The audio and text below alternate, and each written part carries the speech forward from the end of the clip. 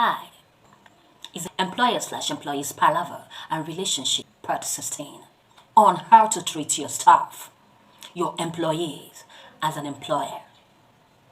This is a bitter truth that needs to be told, and someone needs to hear this. It is no more news that employers seize and treat employees, their staffs, as slaves, modern day slaves. It is no more news. It is no more news that some employers are control freaks. It is no more news that employees no longer have voice in that organization, that company they work for. I mean, employers are supposed to be leaders and not wounders.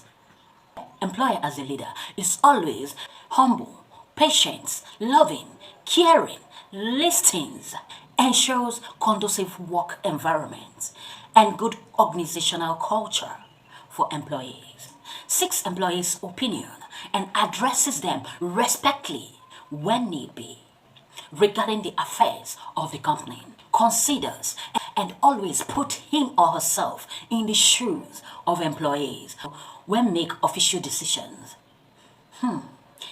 And this is why some people would prefer to work for those employers that were once employees because they believe they've won the show and they know how it pinches. They know where it pains.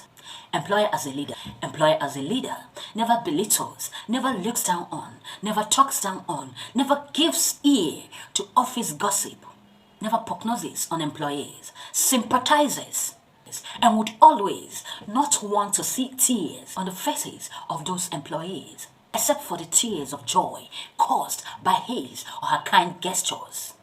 Employer as a leader helps employees financially, and no other ear would hear about it in that organization. Employer as a leader. I can remember in one of those organizations I worked, where to contribute for the employer's birthday, and the contribution never came as expected. And one of the so-called madam was like, "Una no go contribute for this man now. Una no go pay now. After now, some of you will be going at the back to collect your house rent and other things. You know yourself, oh." And I was like, what? That was uncalled for. I mean, your left hand shouldn't know what your right hand did for your employees as an employer, as a good employer. Employer as a leader are those good employers. Employer as a wonder are those bad employers. The wicked employers, the wicked ones. Those ones that enslaves employees. Those ones that sees employees as modern day slaves. They are everything opposite of employer as a leader and more. They drive joy in seeing employees' tears. They snub employees. Choose when to answer employees' greetings. If you greet them in the morning, sometimes they keep you quiet. Sometimes they answer you. That is because they see you as a slave. They see you as nothing to them. They choose when to answer employees' greetings. Jumps into conclusions against employees without a proper investigation. Listens to office gossip. Always they say, I heard.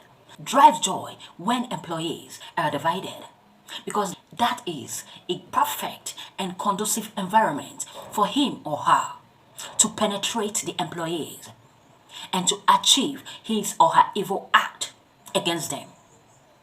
Promotes and supports office snitching.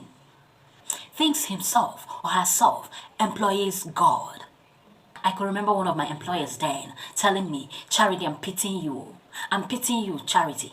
Charity, I'm pitying you." And in my mind, I was like, this man thinks himself a god. An employee's god. No, you're not. And I want to tell you now, you, an employer that thinks yourself an employee's god, that you're not. Yes, you heard me right. You are not. You are just privileged. And everybody cannot be an employer of labor. There must be an employee so as to balance the equation. You actually cannot function without those employees as an employer. As a matter of fact, You need them as they need you. Your staffs, yes, you need them or even more than they need you. The heart of every organization, every company are the employees. If there are no employees, there are no organization. Employees are the main aspect of every establishment. Employees. You think you're doing them a favor, right? Those employees. You think you're doing them a favor. Your title as an employer wouldn't have existed without employees. Because a tree cannot make a forest, and one man cannot make a village. There must be a woman for a man to make a village. There must be a woman. There must be an employee for an employer and a company to function. So I urge you to treat your employees with love and respect, as they would reciprocate whatever you give them to you and your company. Stay tuned for my next topic and see you in my next video. Love you. Let love lead. Love is the greatest. Bye for now.